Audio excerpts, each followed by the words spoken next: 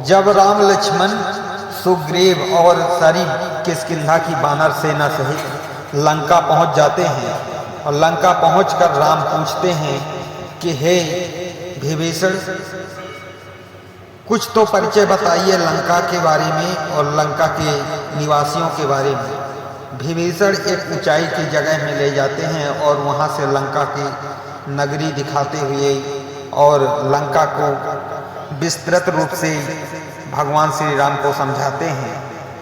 और उधर से रावण भी अपने गुप्तचरों के साथ सबसे ऊंचाई की जगह में खड़े होकर और राम की सेना को देखता है और गुप्तचरों से उनका परिचय पूछता है।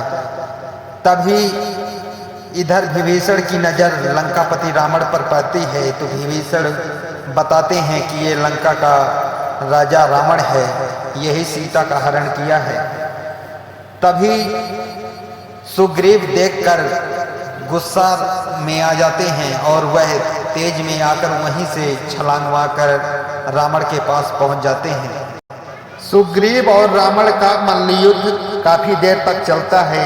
अंत में कोई निष्कर्ष नहीं निकलता और रावण अंतर्ध्यान हो जाता है और सुग्रीव भी वापस आ जाते हैं। यहाँ सुग्रीव दुश्मन को कमजोर समझ बैठते हैं, जबकि किसी को भी दुश्मन को अपने कमजोर न समझना चाहिए, चाहे वो कैसा भी हो। सुग्रीव दुश्मन को कमजोर समझकर और उस पर धावा बोल देते हैं अकेले ही, जबकि उनको अकेले नहीं जाना चाहिए। जब सुग्रीव राम के पास वापस लौट कर आते हैं मल्ल युद्ध करके, तो राम सुग्रीव से कहते हैं कि हे मित्र, ऐसा आपको कभी नहीं करना चाहिए था। सुग्रीव कहते हैं, हे प्रभु, रावण को देखकर मैं मेरे गुस्से को काबू नहीं कर पाया। इधर रावण मल्ल युद्ध से वापस जाता है और अपनी सभा बुलाता है और युद्ध की घोषणा कर देता है। राम भी जब वापस जाते हैं और युद्ध की घोषणा करते हैं कि युद्ध होगा, मगर यहाँ राम की मर्यादा को देखिए। भले ही उनकी पत्नी का हरण किया था रावण, मगर वो ये नहीं सोचे।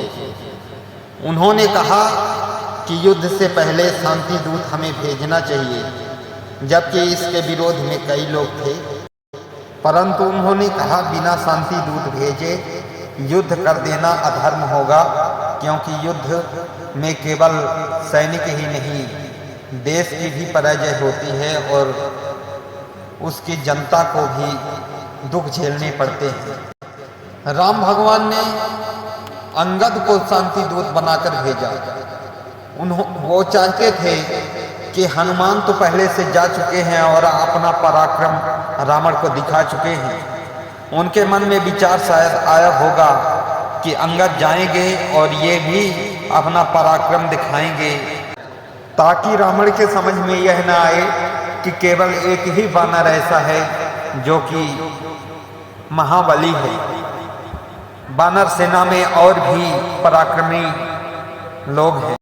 और दूसरा कारण यह भी था कि अंगद किष्किंधा के राजकुमार थे और साथ में वहाँ के युवराज भी थे। युवराज का मतलब राजा के समान ही होता है, और युवराज जब शांति दूत बनकर आया है तो कुछ मतलब निकले शायद। परंतु ऐसा कुछ भी नहीं हुआ, क्योंकि रावण घमंड से चूर था और उसको लगता था कि सारे संसार में मुझसे ज़्यादा पराक्रमी और मेरे पुत्रों से ज़्यादा पराक्रमी कोई नहीं है संसार में। उसके पुत्रों और उसके महाबली सेनापतियों की शक्ति का अंदाजा तभी से लगाया जा सकता है जब अंगद अपना पांव उसके राजमहल के सामने ही जमा लेते हैं और कहते हैं, मुझे सौगंध है राम की, अगर तुम्हारे महारथियों में से कोई भी मेरे पांव को उठा भी ले तो मैं हार मानकर लंका से चला जाऊंगा और मेरी सारी वानर सेना वापस चली जाएगी। मगर रावण के सभापतियों में से कोई भी अंगद का पैर हिला तक नहीं सके। यहाँ तक कि मेघनाद भी, जो कि इंद्रजीत कहलाता था, वह भी नहीं हिला सका।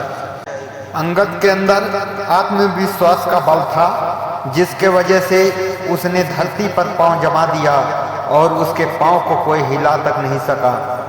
आत्मविश्वास का बल इतना बड़ा बल होता है जो कि अंगद के इस कार्य से समझा जा सकता है। और उसे श्री राम प्रभु पर अटूट विश्वास भी था, जिसके वजह से उसने राम प्रभु का नाम लेकर अपने पांव को धरती पर जमाया था और कोई हिला तक नहीं सका।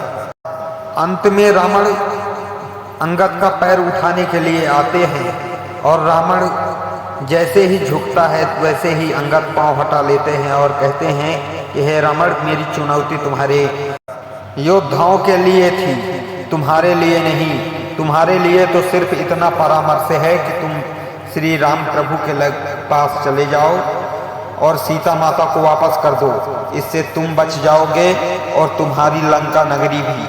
अगर तुम ऐसा नहीं करते तो सब कुछ नाश हो जाएगा। और अंगद वहां से वापस आ जाते हैं। इसके बाद भी रावण को कुछ समझ नहीं आता और वह युद्ध करता ही है और अपना सर्वस्व नाश करवा लेता है। दोस्तों, मेरी यह वीडियो अगर आप लोगों को अच्छी लगी हो तो मेरे इस वीडियो को लाइक करें और चैनल को सब्सक्राइब करें।